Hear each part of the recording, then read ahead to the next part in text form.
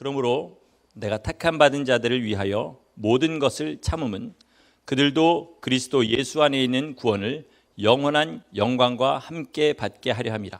미쁘다 이 말이요, 우리가 주와 함께 죽었으면 또한 함께 살 것이요, 참으면 또한 함께 왕노릇할 것이요, 우리가 주를 부인하면 주도 우리를 부인하실 것이라.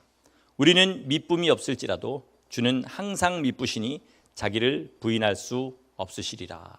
아멘. 장례 다 마치고 제가 목요일 저녁에 왔는데 목요일 아침에 마가의 다락방에 갔었습니다. 거기 가서 이렇게 예배를 드리는데 목사님 설교 많이 들었지만 또 그날따라 박 목사님 설교가 더 은혜로웠습니다. 식중독이 걸리셔가지고 아침까지도 안선에 이러시다가 연락을 해서 그렇게 갔는데, 그런데 왜 말씀이 더 은혜로운가 생각을 해봤더니 옆에서 같이 말씀 듣는 사람들, 그 말씀을 들으면서 간절한 마음으로 어떤 뭐라 그럽니까? 추임새 같은 아멘이 아니라 정말 자기들 심령에 감동이 돼서 아멘 아멘 이렇게 한마디씩 하는 게 이렇게 은혜를 전달해 주는 통로가 되더라고요. 여러분, 우리가 예배에 그저 단순히 참여하는 참여자가 될 수 있습니다. 그런데 정말로 하나님의 통로로 그 자리에 앉아 계실 수 있어요. 설교자가 설교를 할 때 그것을 같이 공감하고 이렇게 저한테 줄 때 그 에너지가 다시 여러분한테 돌아가고, 또 내가 깊이 은혜 받아서 그냥 이쯤에서 내가 아멘을 하는 게 도리겠구나 해서 아멘이 아니라 정말로 하나님의 은혜에 내 마음이 아멘이 되어서 그 아멘을 할 때 옆에 있는 사람에게 은혜가 전달이 됩니다. 그러면 예배 전체가 우리 하나님께서 기뻐하시는 그런 각 사람 한 사람 한 사람이 은혜의 통로로 은혜가 배가 되는 그런 기쁨이 있을 줄 믿습니다.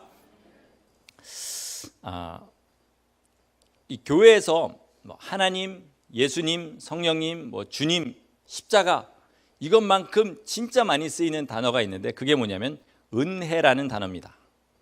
근데 참 은혜라는 말은 아무데나 갖다 붙여도 다 말이 되는 것처럼 교회에서는 그렇게 돼버렸어요. 말씀을 듣다가 마음이 좀 감동이 되면 은혜 받았다고 그렇게 얘기합니다. 찬양을 부르다가 내 마음이 또 감동이 돼서 눈물이라도 흘리면 되게 은혜 받았다, 그렇죠? 기도하다가 막 뜨거운 마음이 생기면 은혜 받았다 그럽니다. 그런데 심지어 오늘 옷을 잘 입고 나왔는데 사람들이 옷이 이쁘다 그러면 그것도 은혜 받았다 그럽니다. 아무데나 은혜 받았단 말을 다 쓰죠. 우리 지금은 한국에 있는 우리 최은호 집사님은 젊어 보인다 그러면 이분 은혜 많이 받으신 분이라고 그렇게 밤낮 얘기하는, 처음 저 만났는데 제가 젊어 보인다 그랬더니 저 대뜸 목사님 은혜 많이 받으셨나 봐 이러더라고요.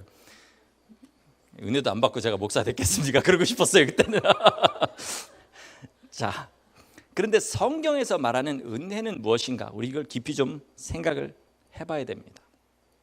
은혜라는 말은 받을 자격이 없는데 하나님께서 주신 것이라는 뜻입니다.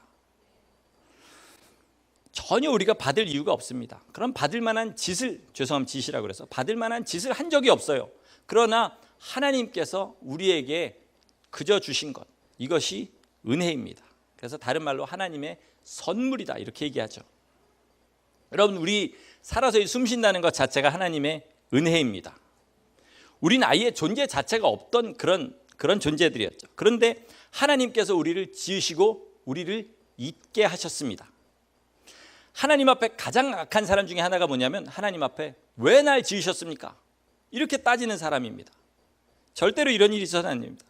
하나님께서는요, 하나님의 가장 좋은 것을 우리와 함께 누리고자 그런 아주 좋은 뜻을 가지고 우리를 지으셨습니다. 온전히 선한 뜻을 가지고 지었습니다. 그런데 왜 그러면 사람들이 지옥에 가게 되느냐? 하나님의 뜻을 거부하고 하나님께서 아들을 주시기까지 우리에게 베푸신 은혜를 스스로 거절했기 때문에 하나님이 주신 가장 좋은 것을 차지하지 못하니까 그 반대로 가게 되는 곳이 지옥인 겁니다.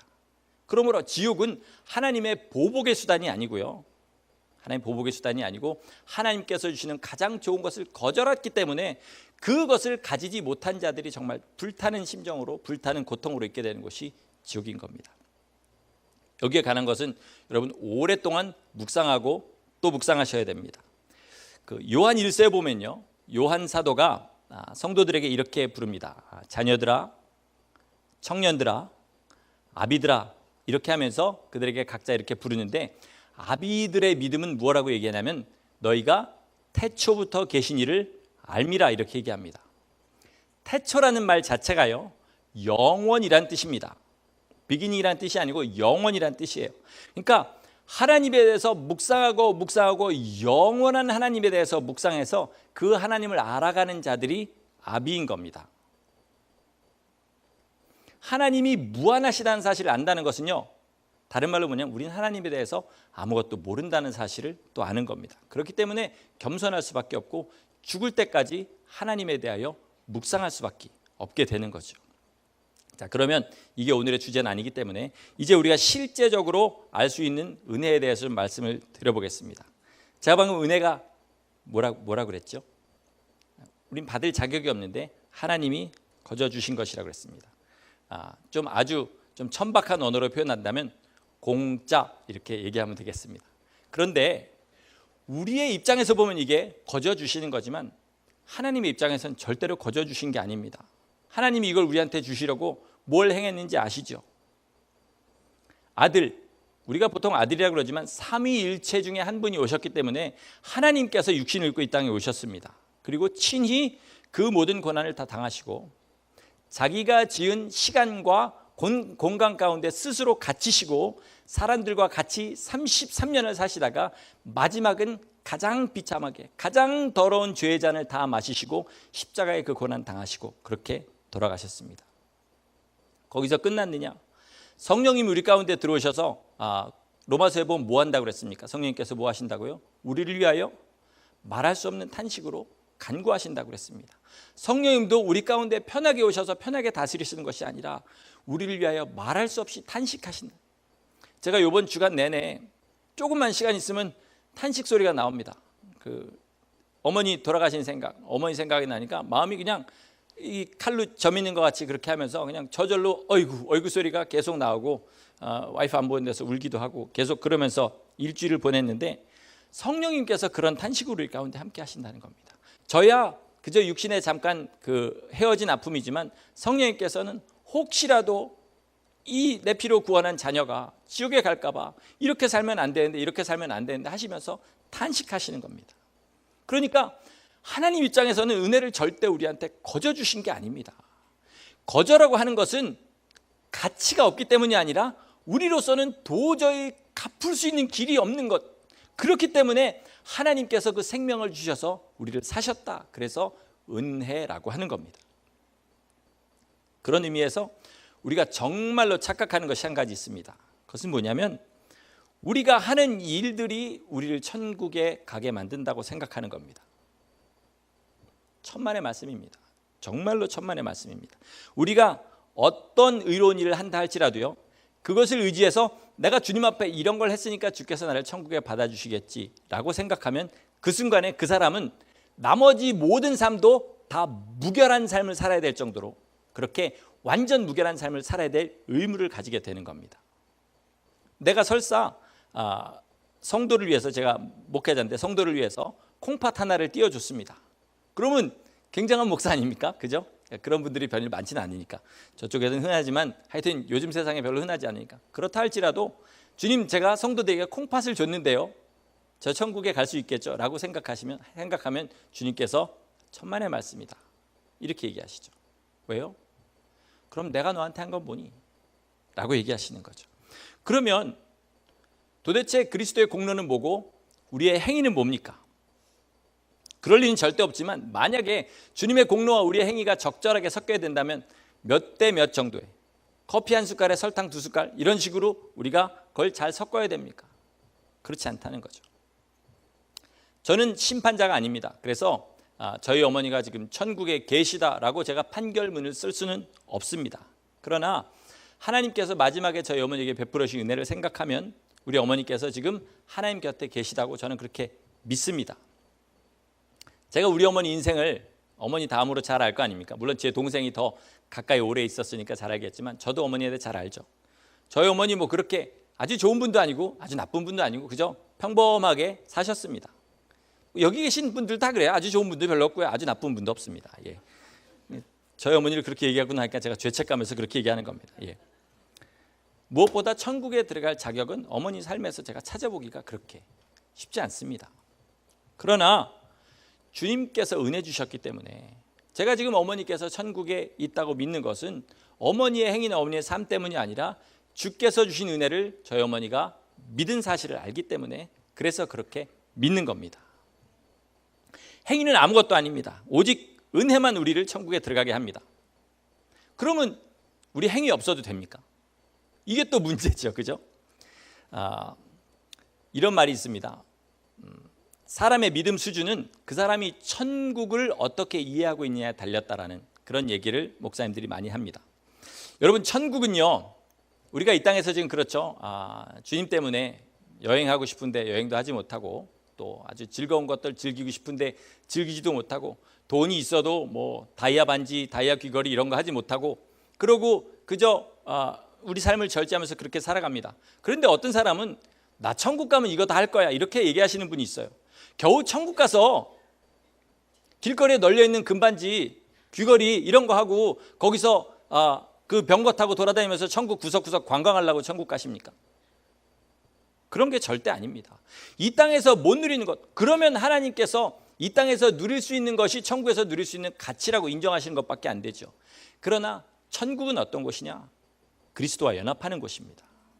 우리가 예수 그리스도와 함께 영원히 주님께서 누리시는, 사람은 상상할 수도 없는 그 기쁨과 영광을 함께 누리는 것이 천국입니다. 천국은 장소의 개념보다는 주님과 연합의 개념으로 그렇게 받아들이셔야 됩니다. 말이 또 복잡해서 죄송합니다. 자, 은혜를 깊이 아는 것이 예수 그리스도와 연합하는 길입니다. 주님께서 은혜를 베푸신 그 마음을 우리가 이해하면 주님과 연합할 수 있습니다. 바울이 그랬고요, 베드로가 그랬고, 그리고 여지껏 주님 나라를 위해서 목숨 바친 모든 사람들이 어떻게 그렇게 했느냐? 어떻게 그렇게 했느냐? 주님의 마음을 가졌기 때문에 그렇게 했습니다.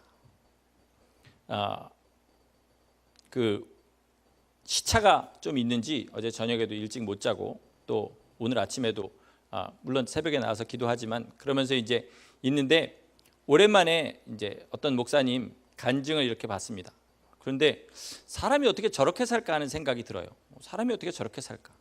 나는 죽어도 저렇게 못할 텐데 라는 생각이 들었습니다. 그런데 그 끝에 하나님께서 주신 마음은 뭐냐면, 저가 내 마음을 가졌기 때문에 저렇게 할 수 있는 것이다. 너도 내 마음을 가지면 그렇게 할 수 있다 라는 것을 알려주셨어요. 저는 지금 제 마음을 가지고 생각하는 거죠. 나는 사람으로 그렇게는 못 살 거야 라고 생각하지만, 예수 그리스도의 마음을 이해하고 그 마음이 내 안에 들어오면 저도 그렇게 살 수밖에 없는 존재가 되는 거죠. 여러분, 우리가 어떻게 하면 주님의 은혜를 깊이 깨달을 수 있나, 이것이 오늘의 주제입니다.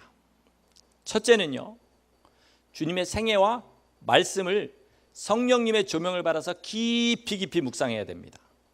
만약에 여러분이 교회 나와서 말씀 들을 때만, 또는 하루에 시간 정해놓고 성경 읽을 때만, 그때만 주님에 대해서 생각한다면, 그러면 그분은 성령의 사람이 아닙니다. 주님께서 하신 말씀을 날마다 생각하고, 주님이 왜 그렇게 사셨을까? 왜 성도들은 그렇게 살아야만 했을까? 왜 그렇게 살 수 있었을까라는 것을 계속 생각하고 묵상하는 사람이 바로 성령의 사람이고, 성령께서 가르치시는 사람입니다. 어떤 사람은요, 주님의 생애의 말씀은 제쳐두고 예언서만 드립답 하시는 분들이 있습니다. 그래가지고 마지막 때에 일어날 일을 알아야 구원받는다 이렇게 얘기합니다. 맞습니다. 예언서의 말씀도 알아야 됩니다. 그런데 지금이 마지막 때이기 때문에 마지막 때에 일어날 일도 알아야 됩니다. 그러나 여러분, 잘 생각해 보시기 바랍니다. 마지막 때를 준비한다는 것이 마지막 때에 일어날 환난에 가장 최소한의 피해를 입을 방법을 찾는 겁니까? 그거 아니지요. 마지막 때의 그 환난 가운데서도 우리의 믿음을 잃지 않고 주님 뜻대로 살 수 있는 길을 찾는 게 마지막 때를 예비하는 거죠.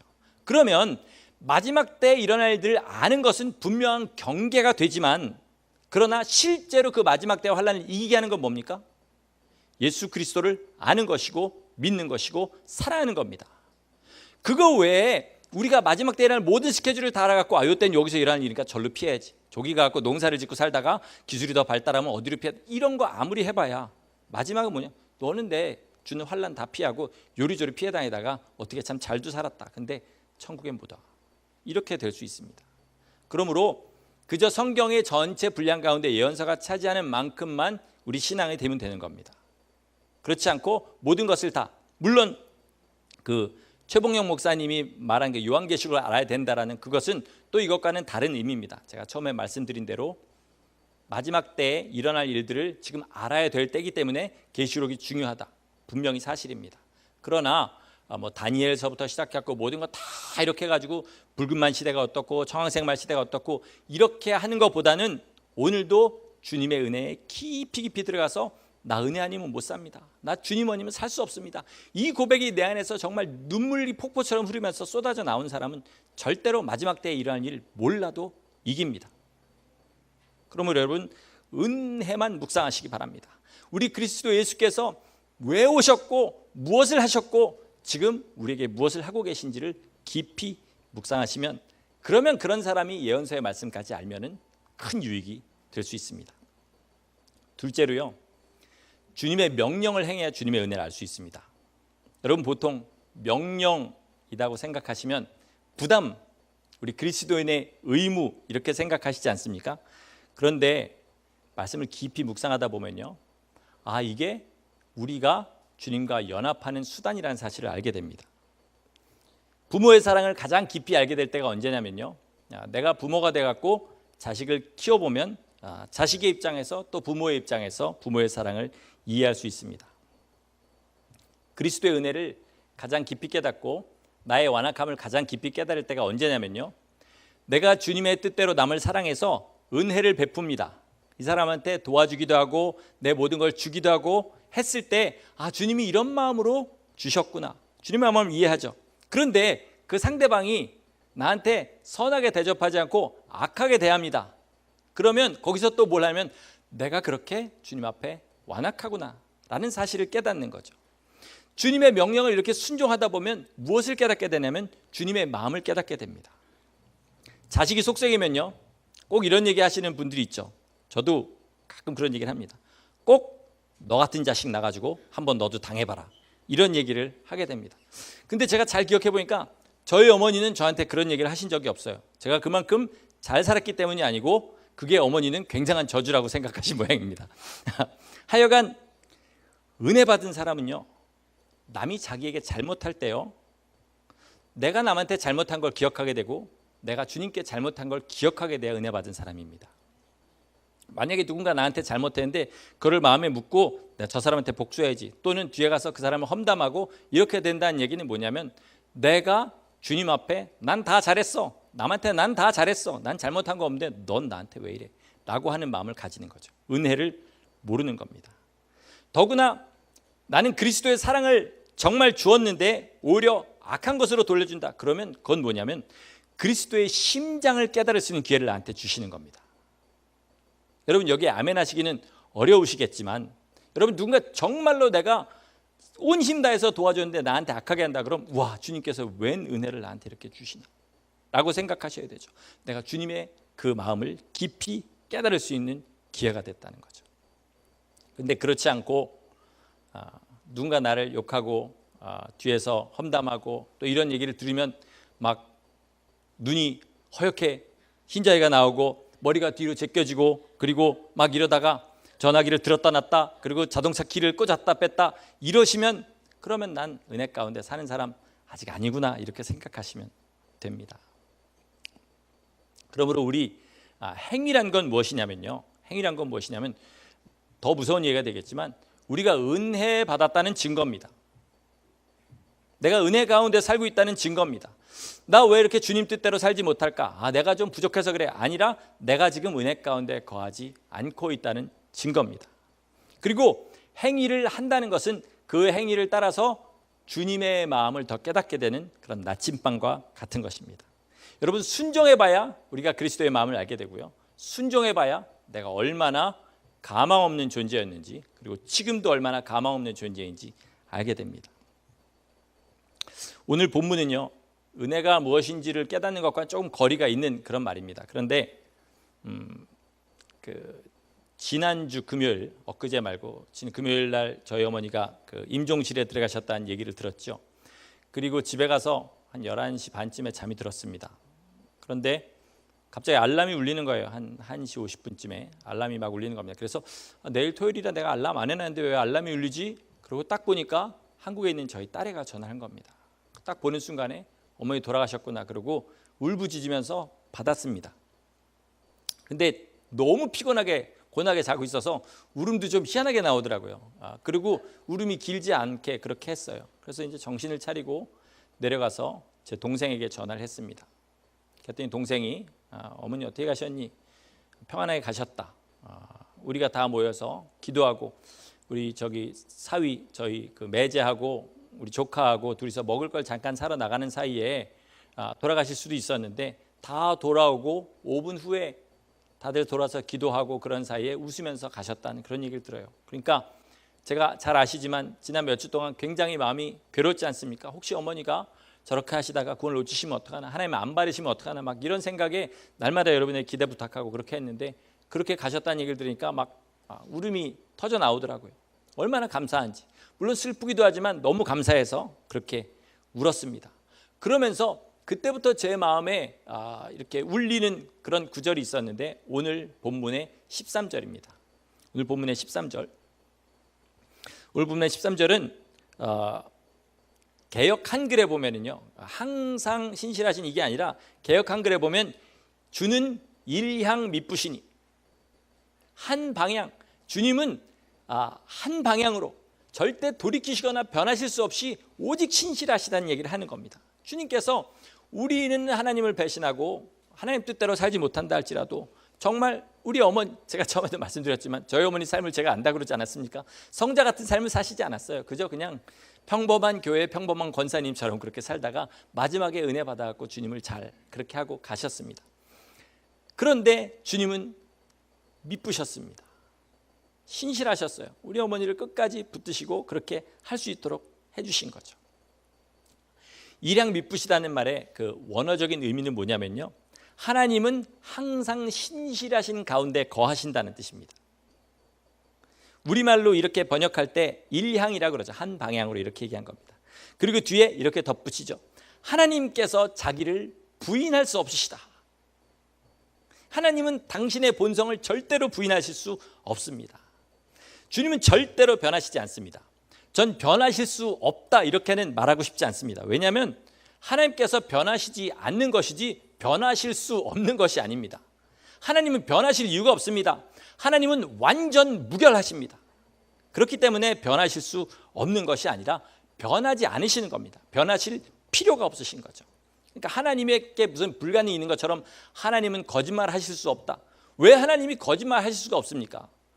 우리는 우리 뜻대로 우리가 이룰 수 없기 때문에 악하게 거짓말을 해야만 뜻을 이룰 수 있지만 하나님은 거짓말 안 하셔도 당신의 뜻을 다 이루실 수 있는 분이기 때문에 거짓말 안 하시는 겁니다. 하실 수 없는 게 아닙니다. 어디 가서 그렇게 얘기하시면 하나님이 굉장히 섭섭해 하십니다. 하나님 거짓말 못 하시잖아요. 그런데 여러분 이거 한번 생각해 보시기 바랍니다. 주님께서 신실하시다는 말씀은요, 양날의 검과 같습니다. 양날의 검과 같아요. 절대로 변하시지 않기 때문에 죄인들은 용서하실 수 없습니다. 왜 주님께서 십자가를 지셔야만 했느냐? 절대로 주님께서 변하실 수 없기 때문에 죄인들을 용서하실 수 없기 때문에 대신 누군가가 당해야만 했던 겁니다. 또 그리스도의 은혜를 알고 은혜를 힘입고 사는 사람은 절대로 지옥에 가지 않고 영원한 나라에 들어갑니다. 이게 양날의 검입니다. 이게 불공평하다고 생각하는 그런 사람들 많이 있죠. 누가 공평하고 불공평하고를 정합니까?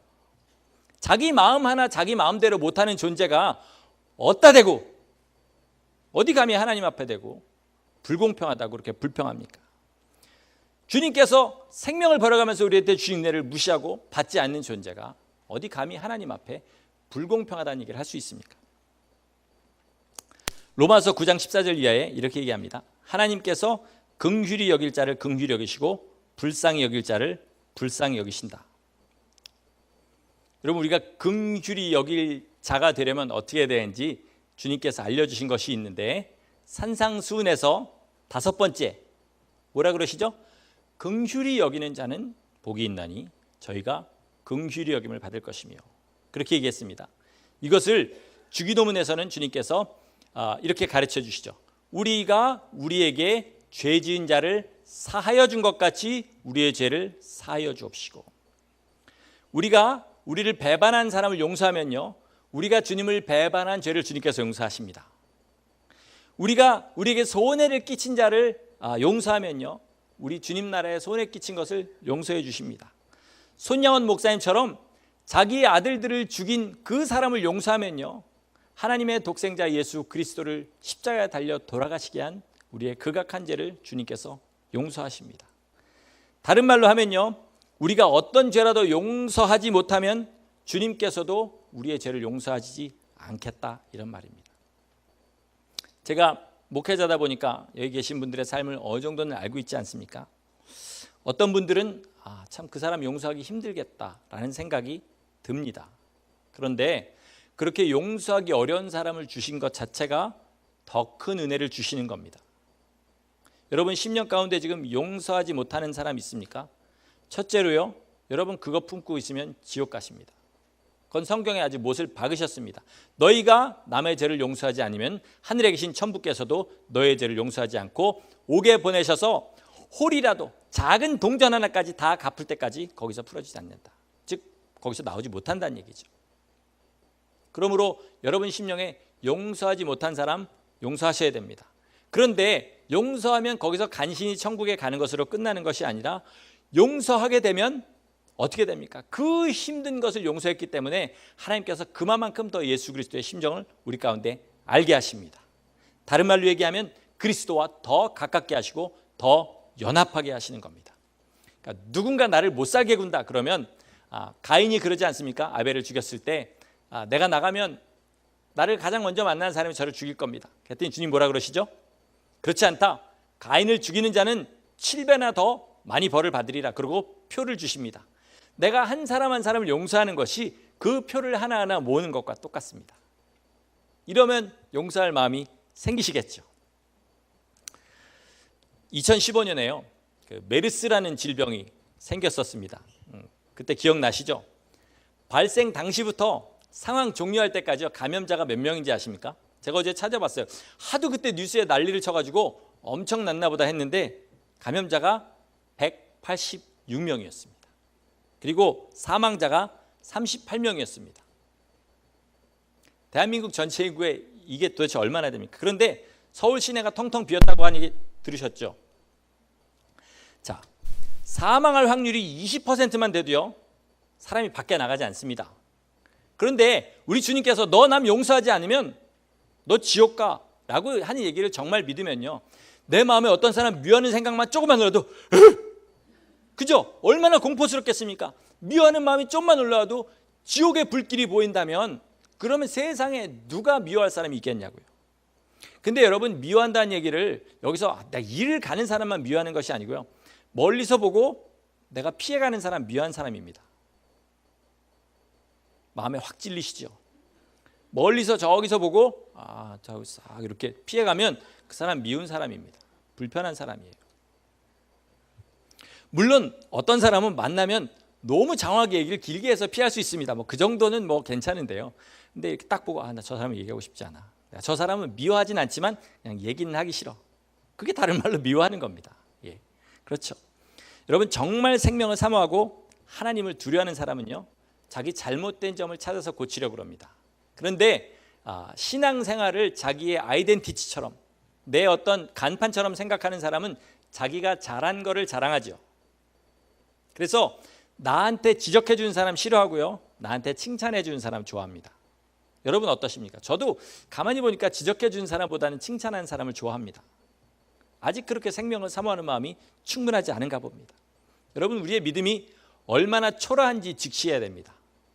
굉장한 것 같지 않습니까? 세상에 너무 악하니까 나는 굉장한 것 같은데 정말 하나님 앞에, 말씀 앞에 대보면 너무나 초라합니다. 성막을 지을 때요, 세마 포장을 이렇게 치지요. 세마 포장 밑에는 놋 받침을 둡니다. 그런데 이 놋이라는 게 도대체 뭘 의미하는지 성경에서 여러 가지가 있는데 단 하나 의미하는 거, 거기서 얘기하는 건 성막에서 수종드는 여인들이 거울로 사용하는 것이 놋이라 얘기했습니다. 그러니까 세마포는 뭘 의미하죠? 성도들의 옳은 행실이라고 그랬습니다. 그럼 거울은 뭘 의미합니까? 성경을 의미하죠. 주님의 계명을 의미하죠. 내 옳은 행실이 주님의 계명 위에 서 있지 않으면 내가 스스로 만족하는 것은 아무 소용이 없다는 얘기를 하는 겁니다. 여러분, 내 믿음이 정말 초라한 것을 알아야 십자가 앞으로 갑니다. 내가 은혜를 알지 못하고 내가 죽을 죄인이라는 사실을 오늘도 깨닫지 못하면 십자가 앞에 절대 가지 않습니다. 십자가 앞에 가지 않는 사람은 절대로 은혜 가운데 거할 수 없습니다. 은혜 가운데 거하지 않는 사람은 주님과 연합할 수 없습니다. 양이 우리 안에 있는 것은 쉽게 얘기하면 갇혀 있는 것이죠. 그런데 만약에 우리 근처에 늑대들이, 이리떼들이 득실득실하고 밖에 있는 양들이 잡아먹히는 것을 보면 그 안에 갇혀 있는 것이 얼마나 기쁨인 것을 알게 됩니다. 여러분, 우리가 계명 가운데 하나님 계명 때문에 나 이것도 못하고 저것도 못하고 생각하실지 모르지만 우리가 계명 가운데 거하는 것이 얼마나 참 생명인지 여러분, 그것을 만약에 영혼의 눈을 떠서 볼 수 있으면 무릎 꿇고 그 자리에서 움직이지 않고 죽을 때까지 기도하려도 할 겁니다. 그러므로 여러분, 제가 오늘 아침에 묵상하면서 이런 생각을 하게 됐어요. 내가 뭐가 비었구나. 목사인데 뭐가 비었어. 나 분명히 뭐가 비었어.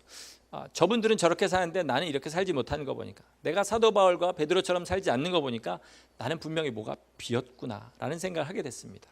여러분, 나는 성도인데 이 정도 삶은 충분하지 않아 라고 생각은 절대 하시지 마시기 바랍니다. 주님께서 겨우 우리를 건지시려고 십자가에 달려 돌아가신 것이 아니고요, 예수 그리스도의 가장 깊은 곳을 알고 가장 깊은 곳에 영광을 누리게 하시기 위해서 우리를 위해 고난 당하셨습니다. 그러므로 그 자리에 안주하지 마시고, 나 성도인데 초대교회 성도들처럼 살지 않는 거 보니까 내 안에 뭐가 비었구나 라고 생각하셔야 됩니다.